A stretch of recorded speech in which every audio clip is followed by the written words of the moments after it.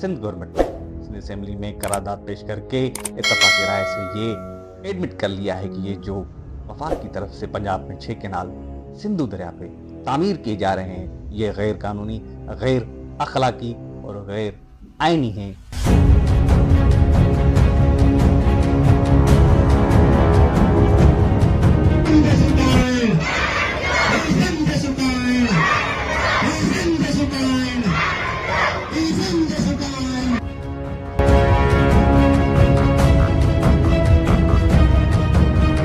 सिंध के लोग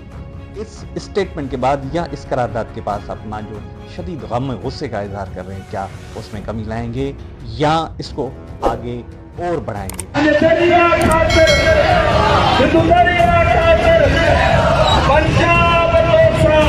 और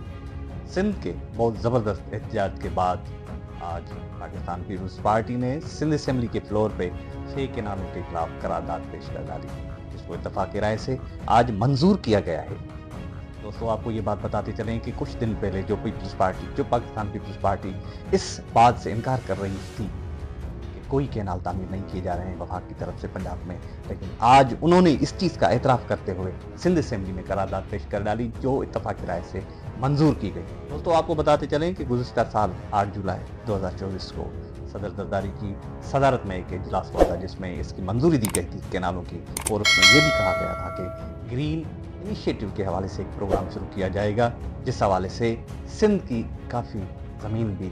वफाक को दी गई है। इस हवाले से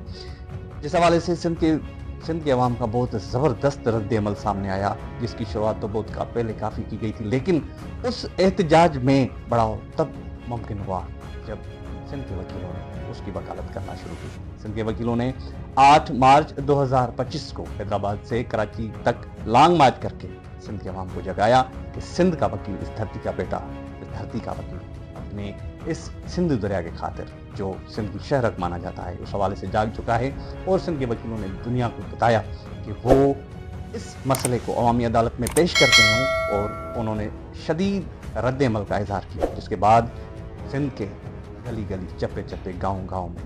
छोटे बच्चों से लेकर बूढ़ों तक, बूढ़ों से लेकर बड़ों तक सारे सिंधु दरिया को बचाने निकल पड़े। और ये एहतजाज इतना शदीद रद्द अमल इसका ज़ाहिर हुआ कि वफाक के आला ऐवानों के जो बुनियादें हैं वो हिल गई, और उसका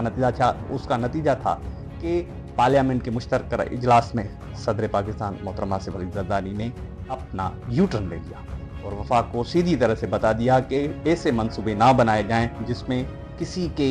हुकूक मुतासिर हों। जिसके बाद आज सिंध गवर्नमेंट ने सिंध असेंबली में करारदाद पेश करके इत्तफाक़ राय से ये एडमिट कर लिया है कि ये जो वफाक की तरफ से पंजाब में 6 कैनाल सिंधु दरिया पे तामीर किए जा रहे हैं, ये गैर कानूनी, गैर अखलाकी और गैर आइनी हैं, उसकी मजम्मत करते हैं। दोस्तों, सिंध के तजज़िया निगारों का कहना है कि सदर आसिफ अली जरदारी का यू टर्न लेना और उसके फ़ौरन बाद पाकिस्तान पीपल्स पार्टी का सिंध असेंबली में करारदाद पेश करना इस बात की तस्दीक करता है कि एक मरतबा फिर पाकिस्तान पीपल्स पार्टी सिंध कार्ड खेलने जा रही है। दोस्तों, कुछ तजज़िया निगारों का ये भी ख्याल है कि पाकिस्तान पीपल्स पार्टी और नून लीग के दरमियान एक मुआहदा तय पाया था कि कुछ अरसे के लिए शहबाज शरीफ को वज़ारत उम्रा दी जाएगी, जबकि कुछ अरसे के बाद पाकिस्तान पीपल्स पार्टी के चेयरमैन मोहतरम बिलावल भुट्टो जरदारी को ये वज़ारत उज़्मा दी जाएगी। लेकिन आगे चल के जब इनके मामला तय नहीं पाए और उसमें कुछ रंजिशें पैदा हुई, तो उसके बाद पाकिस्तान पीपल्स पार्टी का ये जो यू टर्न है वो सदर आसिफ अली जरदारी से होता हुआ आज सिंध असेंबली के फ्लोर तक जा पहुँचा है। लेकिन कुछ लोगों का ये भी कहना है कि पाकिस्तान पीपल्स पार्टी को ना फ़कत सिंध में ये करारदाद पेश करनी चाहिए थी, बल्कि उसको तो वफाक में, जो वफाकी गवर्नमेंट का हिस्सा भी है, जिसकी वजह से वफाकी हुकूमत जो है वजूद में आई है, उसको उसी फ्लोर पे भी ये एहतजाज करना चाहिए और ऐसी करारदाद वफाक में यानी कौमी असेंबली में पेश करनी चाहिए।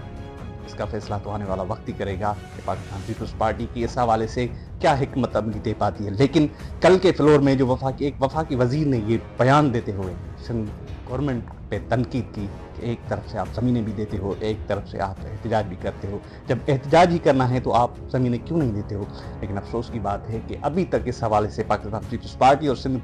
गवर्नमेंट का कोई भी अभी तक तहदीदी बयान सामने नहीं आया है। इस हवाले से एक शक वाली सूरत हाल पाई जाती है।